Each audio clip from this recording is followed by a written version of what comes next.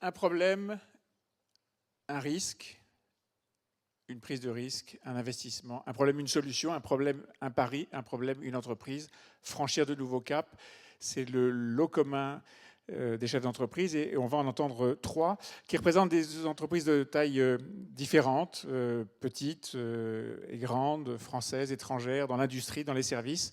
Nous allons parler de ces différentes solutions et de ce qu'ils ont fait, eux, dans leur entreprise pour essayer de se réinventer, de se redévelopper, de se redéployer. J'appelle Emmanuel Brulé, Thierry Gagliano et Stéphane Brousse.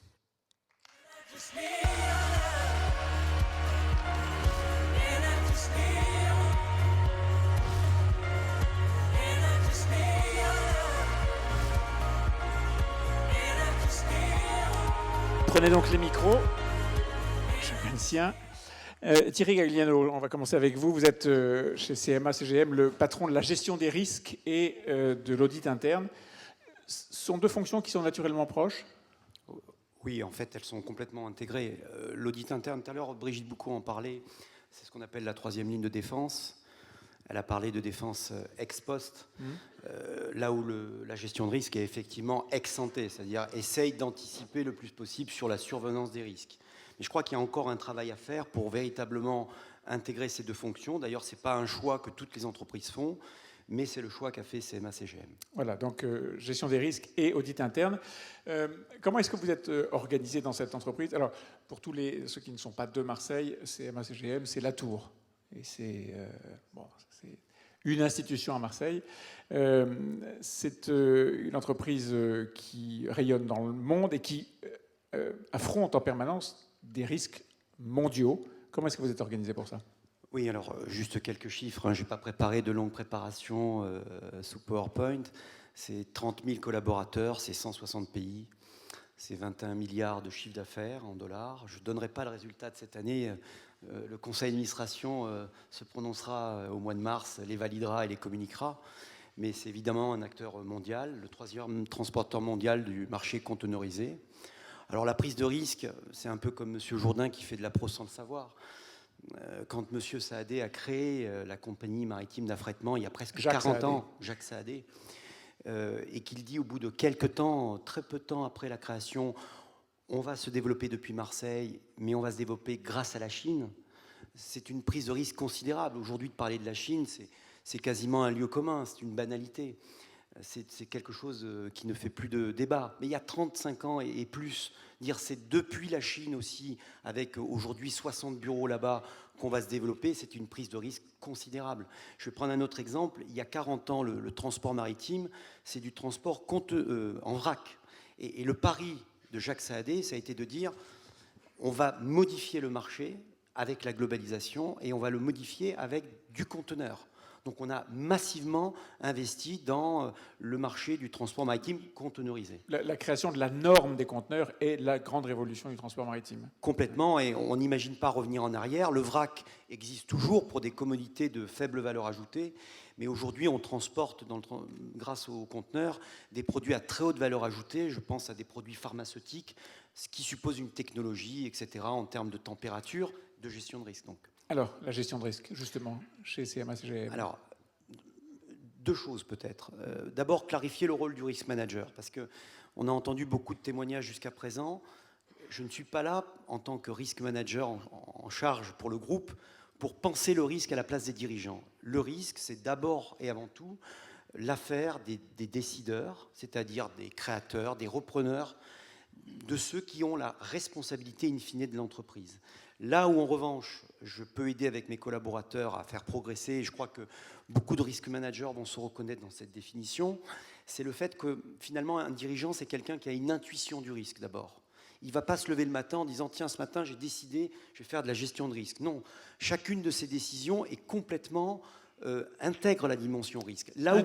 Intuition du risque. Ah oui, complètement. Je pense que Rodolphe Saadé, quand aujourd'hui... Le fils de Jacques, qui dirige aujourd'hui. Et qui est aujourd'hui le président, depuis le dernier conseil d'administration de novembre 2017, quand il dit « je vais créer, et CMA-CGM va créer un incubateur », il prend son risque, c'est-à-dire il saisit aussi des opportunités sur du digital qui n'est pas notre cœur de métier, mais parce qu'il a cette intuition qu'il partage avec son conseil d'administration, qu'on doit aller vers cet élément-là. La difficulté, c'est qu'on n'est pas tous des dirigeants, on n'est pas tous des créateurs, on n'est pas tous des visionnaires. Et dans un groupe de 30 000 personnes, ou même de taille inférieure, il faut à un moment donné aligner ces intuitions. Et c'est le rôle d'une fonction de risk management que de trouver des méthodes, des outils pour aligner les intuitions du risque.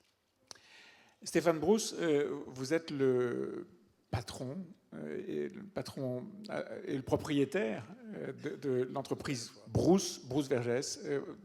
Tout à l'heure, Jean-Luc Chauvin, en ouvrant la séance, vous a rendu hommage parce que vous avez passé une partie de votre vie professionnelle à vous occuper des autres, les autres patrons, en dirigeant le MEDEF ici, en étant un des représentants de toutes ces entreprises à Paris, au sein du conseil exécutif du MEDEF.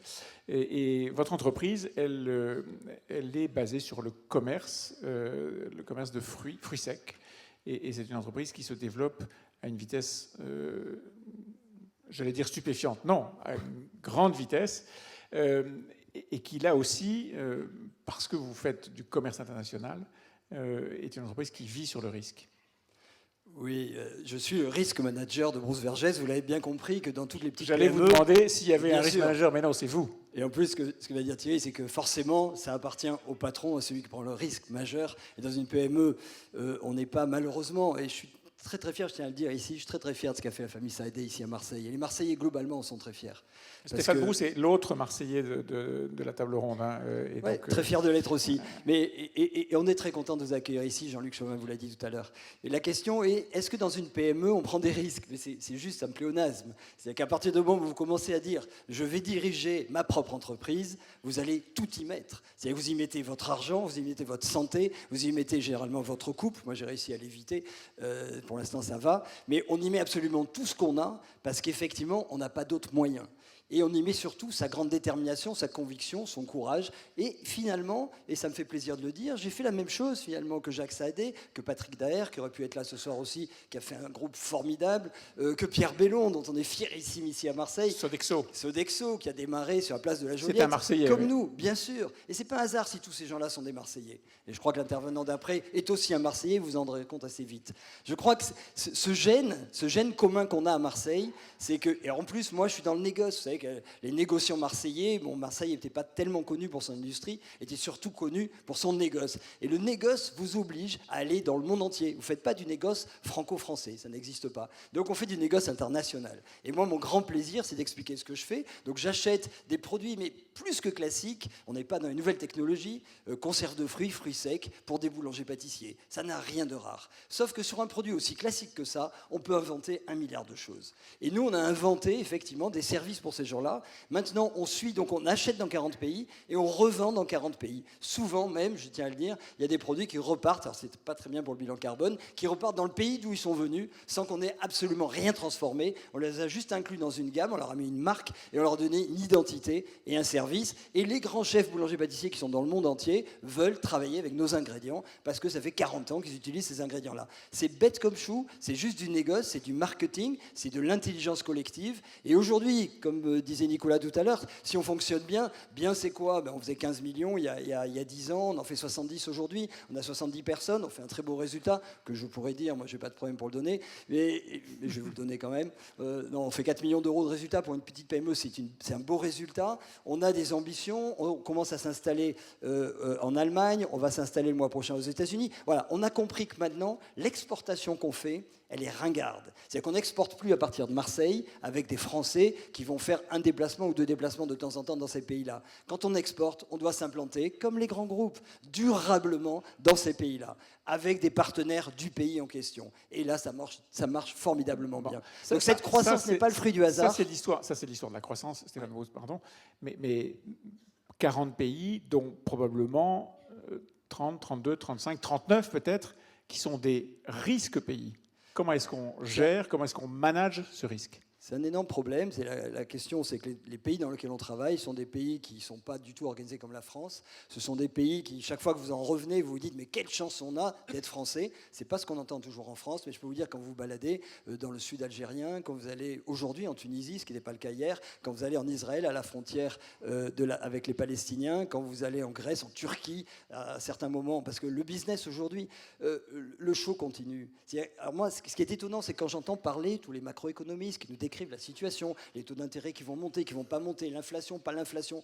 Nous, on vit ça d'une autre façon, et c'est pour ça que c'est intéressant de témoigner là-dessus, avec des gens qu'on connaît depuis 30 ans, depuis 40 ans, qui sont toujours dans ces pays-là, qui eux ne vont jamais émigrer, qui vont rester dans ces pays-là parce que c'est leur pays, qu'ils aiment leur pays comme nous on aime notre ville, comme nous on aime Marseille, on aime la France. Et ces gens-là, on s'aperçoit, plus on va les visiter, plus ils sont dans des situations dramatiques. J'étais encore il n'y a pas longtemps au fin fond de l'Algérie, à Ouargla. Quand vous arrivez à l'aéroport de Biskra pour y aller, vous n'avez pas le droit de sortir de l'aéroport aujourd'hui. On ne le sait pas, personne n'en parle, parce que vous attendez l'escorte. Et quand vous attendez l'escorte en Algérie, vous l'attendez longtemps. Donc vous avez intérêt à prévoir vos voyages de façon différente, parce que vous allez attendre 3 heures l'escorte. Et vous n'avez pas le droit de vous balader si vous n'avez pas l'escorte. Après, quand vous allez en Israël, il n'y a pas de terrain, il n'y a pas d'eau d'ailleurs. Et donc nos producteurs ont eu le courage de planter dans un no man's land entre la Jordanie et Israël, qui était la zone de sécurité entre les deux pays. Le long du Jourdain. Oui. Et le soir, donc, on vous ouvre des barbelés, vous rentrez dans l'usine, et dans l'usine, vous trouvez quoi, à votre grande surprise?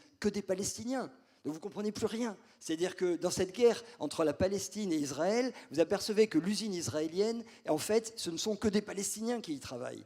Et le soir, on ressort de là, et vous avez les chars qui tournent autour de la Palmeraie et qui tournent autour de la packing house. Ça, c'est notre quotidien. Et donc, comment est-ce que... Vous allez demain, et j'insiste Stéphane, aussi sur l'Asie, parce que c'est important, il y a une situation qui est catastrophique au Cambodge. Personne n'en parle. On achète beaucoup de fruits au Cambodge, déshydratés. Le Cambodge, aujourd'hui, est dans une situation catastrophique. Ça ne va pas s'améliorer. Et personne n'en parle. Et votre pari, c'est quoi? C'est que les risques ici, à un instant T, sont compensés par les chances là, et que ces cycles s'inversent. La même chose, évidemment, dans le transport maritime? Mon pari, c'est qu'on n'a juste pas le choix. D'abord, des gens que vous connaissez depuis 30 ans et que vous travaillez depuis 30 ans, ce que vous leur apportez, c'est juste un travail. C'est-à-dire que vous fixez une population que ça leur permet de travailler, même si c'est absolument honteux quand on compare les niveaux de vie. Aujourd'hui, en Tunisie, c'est à 1 heure d'avion de Marseille, c'est à 2 jours de bateau, même pas. Le salaire horaire d'un ouvrier tunisien, c'est 1 euro de l'heure. C'est 1 euro de l'heure. Et ici, on paye quand même 15 ou 19 euros. Donc, je veux dire, on a un énormissime problème de répartition des richesses. Et tout à l'heure, j'entendais Mme Barbu qui en parlait. On va parler avec Emmanuel Brûlé de la projection de tous ces métiers vers l'Afrique. On va en parler dans un instant. Thierry Gagliano, vous voulez intervenir? Peut-être juste un mot à titre d'exemple pour confirmer ce que venait de dire Stéphane. Je pense au Venezuela, qui était un pays... malheureusement, je dois utiliser l'imparfait. Oui, qui absolument prospère, grand producteur de pétrole. Qui a encore des richesses considérables. Aujourd'hui, il faut savoir que notre business continue de tourner, mais notre general manager n'est plus basé au Venezuela. Donc, il fait des navettes dans la journée. Il est basé en Colombie, qui est un havre de paix comparé au Venezuela. Et les collaborateurs sont payés, en plus de leur traitement, en colis alimentaires. Donc, on utilise des conteneurs qu'on amène. Donc, on a intégré dans notre gestion, même de notre personnel, une dimension risque du quotidien. Ce n'est pas quelque chose de très intellectuel, c'est quelque chose de concret, et ça tourne jusqu'à l'aide alimentaire pour pouvoir permettre à nos collaborateurs locaux tout simplement de faire leur travail et de vivre. Emmanuel Brûlé, vous êtes le directeur général adjoint de Saram Finance, qui est un des grands assureurs dans le continent africain. Vous avez une carrière d'assureur derrière vous. Vous avez été un des patrons d'AIG, à Londres en particulier. Et vous avez rejoint ce groupe marocain qui, à partir du Maroc, se développe encore une fois dans toute l'Afrique depuis quelques années. La vision de ce groupe, la stratégie de ce groupe, qui encore une fois est un groupe marocain installé là depuis très longtemps, cette vision, c'est quoi ? Donc tout à fait, en fait. Donc j'ai rejoint le groupe il y a 18 mois, donc après une carrière effectivement à l'international. Et ce que je pourrais vous dire pour un peu résumer et synthétiser un peu l'ADN du groupe. Donc le groupe est assez récent. C'est un groupe qui a été fondé en 1995. Donc c'était une vraie start-up marocaine à l'époque, qui est devenue en quelques années, je dirais, le leader quasiment panafricain de tout ce qui est service à la personne au sens large, l'assurance, l'assistance, la santé, l'immobilier et l'éducation maintenant. Et quand on s'intéresse plus particulièrement à l'assurance, qui nous intéresse plus dans ce congrès, donc l'assurance a démarré encore plus tard, uniquement en 2005. Et 12 ans après, aujourd'hui, donc nous sommes présents dans 26 pays, nous avons 35 compagnies d'assurance et de réassurance et 3000 personnes. Donc quand on regarde un petit peu la stratégie du groupe SAM, comment cette start-up PME est devenu ce leader reconnu maintenant au niveau panafricain. C'est avant tout la vision, l'enthousiasme, la passion d'un homme, son fondateur, qui a eu cette vision, cette intuition du risque, de sortir effectivement de son territoire, de sa zone de confort. Et en étant basé à Casablanca, il n'a pas fait le choix d'aller au nord, de quitter le port pour le nord, il a fait le choix d'aller au sud, et donc d'embrasser le continent africain. Et pour vous donner un petit peu un exemple qui est vraiment représentatif de l'ADN du groupe, l'assurance a démarré en 2005, on a commencé à faire des belles fondations au Maroc, et en 2010, on a eu cette vocation de partir sur l'Afrique. Donc en 2010, on a l'opportunité d'acheter un très beau groupe d'assurance en Afrique de l'Ouest, qui est le groupe Colina. Donc on fait le deal en novembre 2010. Et décembre 2010, troupes post-électoraux en Côte d'Ivoire. Donc avec tous les éléments qu'on connaît. Donc immédiatement, tout le monde crie à tort et à travers erreur stratégique. Oui. Nos amis, Prise de risque insensée. nos amis, nos financiers, nos concurrents évidemment, nous pointent du doigt. Et là, le groupe a dû mettre et prendre un acte de leadership très fort. À l'époque où tout le monde prenait l'avion pour quitter la Côte d'Ivoire, le groupe a décidé de faire confiance. Faire confiance à 3 niveaux. Faire confiance d'abord à un pays, la Côte d'Ivoire, pour sa capacité à gérer la crise mieux que Casablanca. Faire confiance également à son leadership local, à ses hommes, qui étaient effectivement les seuls à même de détecter, de lire le contexte local. Et faire confiance également à nos clients. Les clients nous avaient fait confiance précédemment, ils nous ont accompagnés, nous ont supportés. Le dernier confiance est également un élément de confiance important en Afrique, qui est plus compliqué pour nous, Européens, c'est faire confiance au temps. Et ces 4 ingrédients ont vraiment marqué de façon très forte l'ADN du groupe, qui, suite à cet événement, a renforcé, assumé davantage sa politique africaine. On est Afrique francophone, plutôt. Francophone à l'époque. Et après cet événement, on a vraiment assumé notre stratégie africaine en se challengeant, en allant en dehors de la zone de confort. Et on a été ensuite au Nigeria, au Rwanda, en Angola. Afrique anglophone, donc. Tout à fait. Pour être maintenant dans 26 pays et effectivement continuer à le faire de façon très... Est-ce que ces pays dans lesquels vous vous développez, est-ce que les entreprises auxquelles vous vous adressez, les particuliers, c'est un peu une question différente, mais est-ce que ces entreprises ont une maturité de la notion de risk management, ou est-ce que c'est quelque chose qui, dans ces pays-là, est encore un sujet un peu loin? Je pense qu'il y a différents niveaux de lecture du risque. Il y a une lecture, je dirais, technique, qui est notre vision à nous, je dirais beaucoup dans la salle.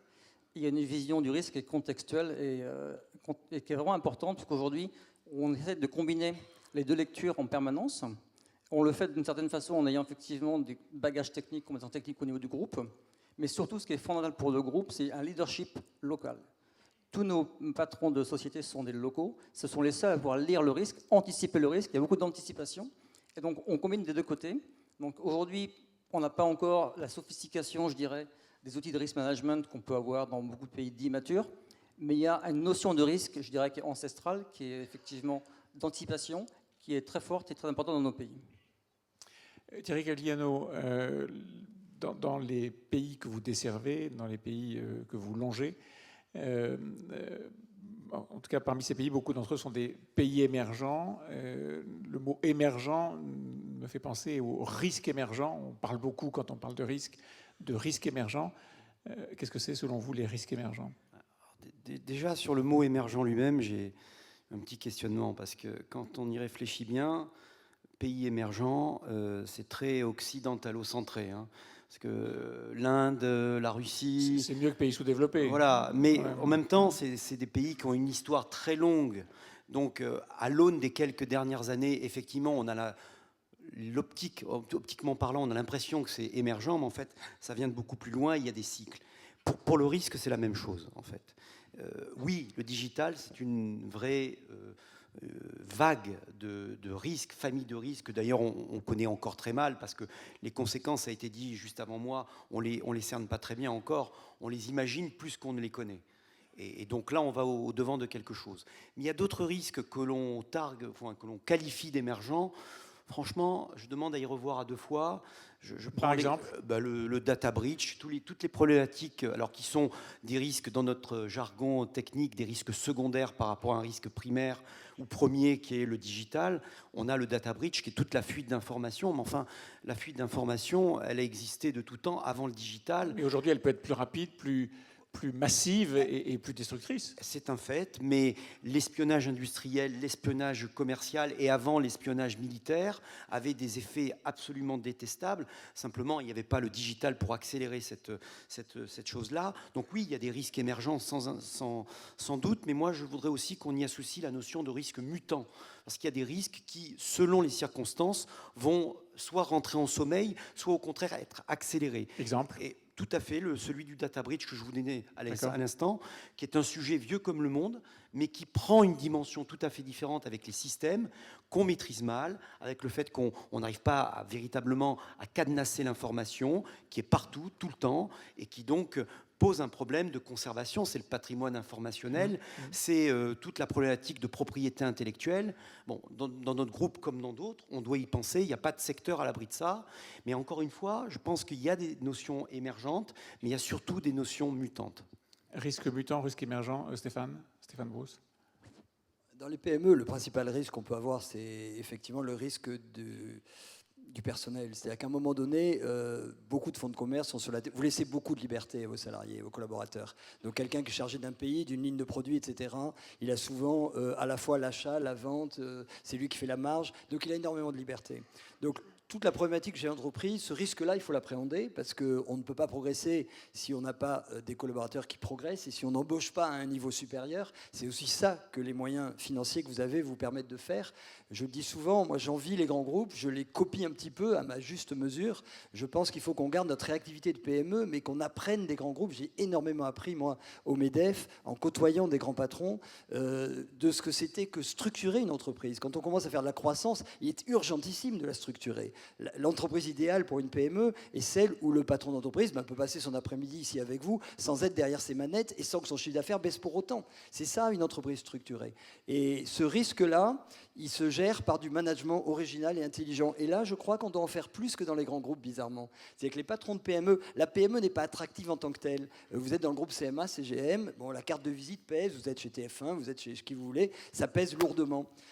Aujourd'hui, chez Brousse Berger, je le dis en rigolant souvent, alors après j'en reçois quelques-uns, mais je ne reçois jamais de CV. Il n'y a jamais personne qui m'envoie un CV.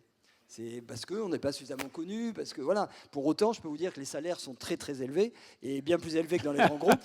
Bon, c'est comme ça et c'est très bien. Et sûrement le plaisir d'y travailler aussi. Parce Donc il faut qu'on se connaît et ça doit pas être... Il faut qu'on en fasse beaucoup plus que les autres, et ça, on sait à peu près le faire, quoi. Emmanuel Brûlé, sur le risque émergent, mutant, et puis je voudrais qu'on parle des cyber-risques. Il y a eu encore une fois beaucoup de questions là-dessus. Ouais, je suis d'accord sur le concept. Il y a beaucoup de risques qui existent déjà, qui sont accélérés. Donc on a des catalyseurs, des accélérateurs de mouvement, notamment sur tout ce qui est pandémique, etc. Par contre, il y a un risque aussi, moi, que je vois émergent, c'est la rupture ou le chamboulement en fait, de notre métier d'assureur au travers des nouvelles technologies. L'Afrique est vraiment un grand terrain de jeu, puisqu'il y a beaucoup de talents en Afrique sur le digital. Il n'y a pas les contraintes réglementaires qu'on a en Europe sur la data, etc. Donc aujourd'hui, les gens vont très très vite et on va avoir beaucoup plus d'accélérateurs de rupture technologique, notamment l'Afrique est le pays le plus équipé en paiement mobile. Et aujourd'hui, donc, on a beaucoup d'assurances sur téléphone portable et on va voir tout un pan de produits qui est en train d'arriver sur le digital. Une sorte de blockchain accélérée dans un terrain de croissance à peu près vierge. Tout à fait. Aujourd'hui, sur l'Afrique, vous mettez pas de structure, pas de legacy. Vous mettez la blockchain, du paramétrique et un produit, on en parlait tout à l'heure, qu'à l'agricole. Vous créez des smart contracts agricoles facilement. C'est-à-dire ça va déferler en Afrique avant l'Europe. Mais ça, c'est pas un cyber-risque, c'est pas un risque mutant, c'est juste un risque de concurrence. C'est juste l'évolution du marché, non ? C'est un risque de marché pour les assureurs, pas pour les clients. C'est aujourd'hui une rupture qui arrive sur notre métier et qu'il faut anticiper comme on anticipe d'autres risques. Alors sur le cyber-risque, je dois signaler qu'un document a été produit, je ne crois pas plus tard que la semaine dernière, par la Fédération française d'assurance, Bernard Spitz, son président m'en parlait tout à l'heure, la FFA, avec la MARAE et avec le Cercle des juristes, qui est un document qui, en tout cas, sachez-le, essaye de faire un premier point de référence sur la manière d'évaluer et de traiter ce cyber-risque. C'est un sujet que vous traitez, vous, particulièrement, Thierry Galliano? Oui, alors on a effectivement beaucoup de réflexions qui sont menées. D'abord, d'un point de vue technique, c'est notre direction des systèmes d'information qui, logiquement, a la main. Mais quand on parle au niveau d'un board, et donc d'un comité d'audit, je parle en présence de Denis Rand, qui est membre de notre conseil d'administration et qui a longtemps présidé notre comité d'audit que j'organise trimestriellement. C'est un sujet qui vient naturellement sur la table des discussions. J'ai l'habitude de présenter une cartographie des pays où on a un certain nombre d'incidents. Et c'est toujours un petit peu négatif. Quand on a beaucoup de points rouges, c'est qu'on a certainement des difficultés dans tel ou tel pays. Mais quand on n'a aucun signal d'aucune sorte dans telle ou telle zone géographique, on n'en conclut pas pour autant qu'on est satisfait ou que la situation est sous contrôle. C'est que probablement beaucoup de choses nous échappent. Et donc effectivement, c'est un sujet qui est à l'agenda régulier de nos comités d'audit, et nos administrateurs, nos commissaires aux comptes, le management en premier, nous demandent régulièrement de la prévention, de la communication et des actions. Et effectivement, on est en train de se doter d'un certain nombre de mesures et d'outils que, évidemment, pour des raisons de confidentialité, je ne vais pas détailler ici, qui vont nous permettre d'aller chasser certains événements sur le net, pour ne pas dire sur le darknet. Vous savez...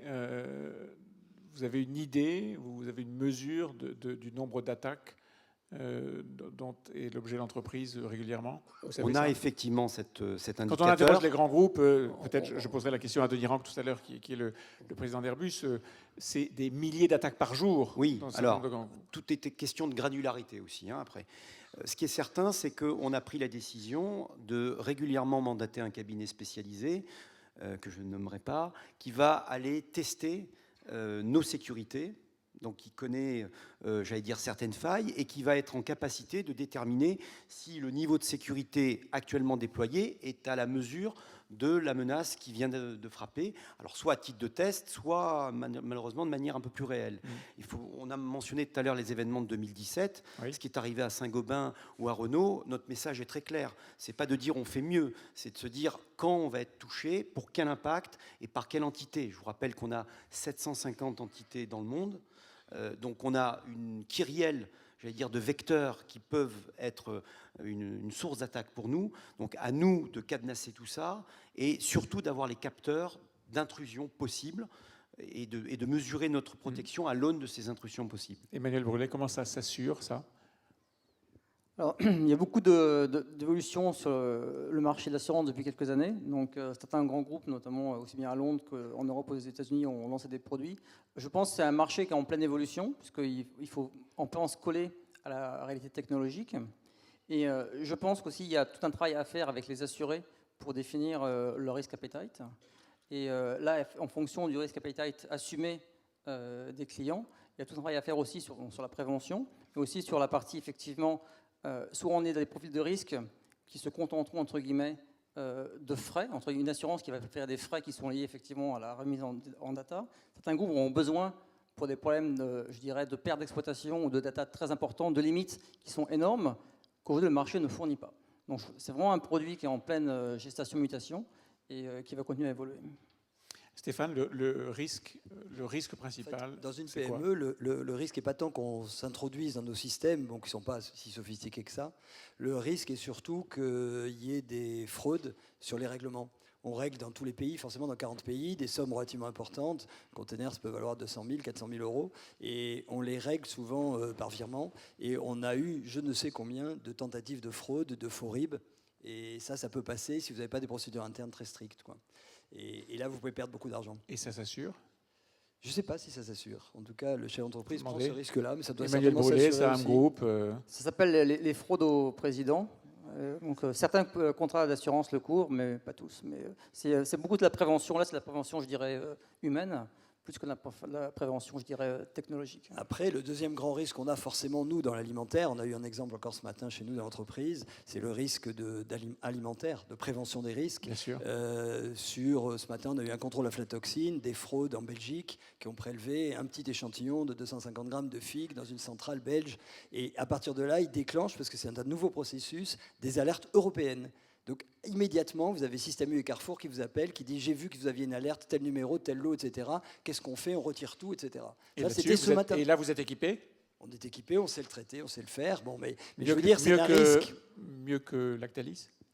Tu n'en as pas entendu parler, donc c'est que c'est bien. Oui. Non, la question, elle est vraiment là, c'est qu'à tout moment, nos produits, même si on prend tous les contrôles possibles, on a toutes les analyses, on a des prélèvements d'échantillons dans des endroits qui sont plombés, donc on peut tout revérifier, c'est d'ailleurs comme ça qu'on se défend derrière. Pour autant, il peut y avoir à un moment donné, c'est la règle des statistiques, un prélèvement qui ne soit pas bon. Et là, ça peut mettre en péril une entreprise. Alors ça se couvre, on a un risque qui s'appelle, je ne sais pas si on est couvert complètement, il faudra qu'on regarde mieux les contrats, les polices, on a un risque post-livraison. Post-livraison. Voilà. En tout cas, je paye les primes. Je ne sais pas si ça couvrira le risque. Ah, mais je sais ça, que c'est je paye sûr. les primes. La réponse est non. J'ai une question extrêmement simple à vous poser. Encore une fois, il y avait beaucoup de sujets sur la cybersécurité, etc. Quel est le prochain risque? Ou plutôt, je vais vous poser la question différemment, quel est le prochain sujet majeur que les rencontres de l'AMRAE doivent mettre au programme? Emmanuel Roulet. Je pense qu'il y a un sujet qui vient à l'esprit dont on ne parle pas beaucoup, mais uniquement dans certaines parties du monde, c'est le risque de pandémie. Et je pense qu'on l'exclut systématiquement sur les pays matures.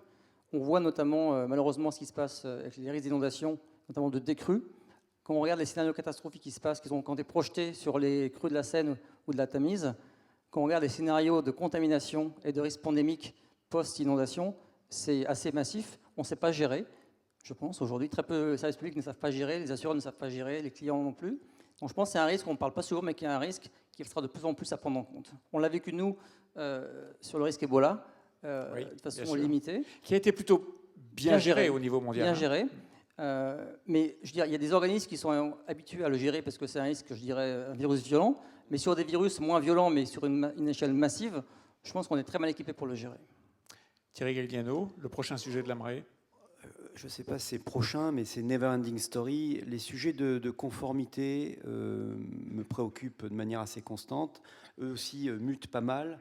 On a une nouvelle génération un petit peu de risques, que j'appellerais des risques État, où un État, X, Y ou Z, je vais stigmatiser personne, va prendre une réglementation extrêmement pointue du jour au lendemain et va, au motif de cette réglementation-là qui a été votée en bonne et due forme, prononcer des sanctions économiques et financières extrêmement lourdes contre telle ou telle entreprise étrangère.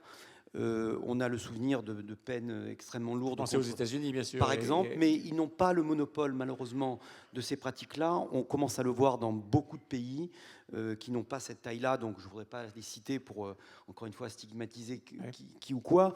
Mais je vois que pour un groupe comme le nôtre, qui est présent quasiment partout, sauf peut-être en Corée du Nord, effectivement, on reçoit régulièrement des assignations, au début qui sont fantaisistes, et maintenant qui sont un petit peu plus sérieuses. Donc on fait très attention au niveau de notre comité d'audit et au niveau de la direction juridique à suivre ces sujets-là, parce que je pense qu'il y a une guerre économique qui ne dit pas son nom, avec des pays, d'ailleurs, qui sont aussi des démocraties, ce n'est pas que des États totalitaires, qui prennent des réglementations extrêmement contraignantes, et le tout pour, dire les choses simplement, racketter des entreprises internationales et des entreprises étrangères. Et ça, je pense qu'un grand groupe comme le nôtre, qui est présent partout, doit garder un œil sur ces sujets-là. C'est un risque qui ne peut pas échapper, en tout cas, au pouvoir politique, en tout cas, qui doit être Exactement. mobilisé là-dessus. Stéphane Brousse.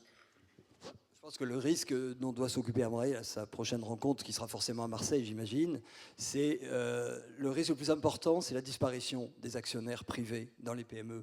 On a parlé de ces petites entreprises comme la mienne qui, parce qu'à un moment donné, elles ont une ambition, arrivent à rebondir et à faire de la croissance. On en a besoin. Si on veut faire de la croissance mondiale et parler macroéconomie, il faudra que toutes ces TPE-PME soient reprises, soient créées d'abord ou soient reprises par des gens qui auront la volonté de le faire.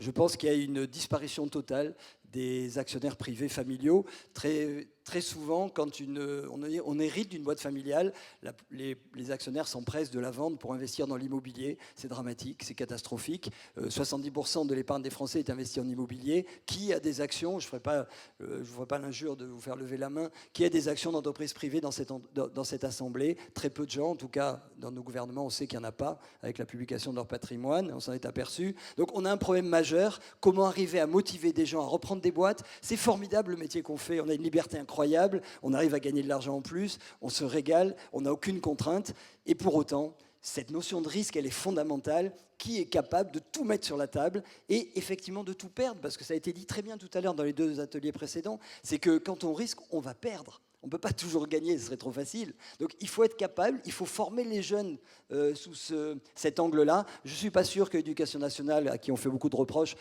s'occupe également de ce problème, de former des managers volontaires, déterminés, pas forcément hyper compétents au départ, mais qui ont une rage de vaincre, et c'est eux qui feront la croissance de la France. Et je pense que c'est un bon thème. Merci beaucoup. Merci à tous les trois. Merci à Emmanuel Brûlé, Thierry Gagliano et Stéphane Brousse pour ces éclairages.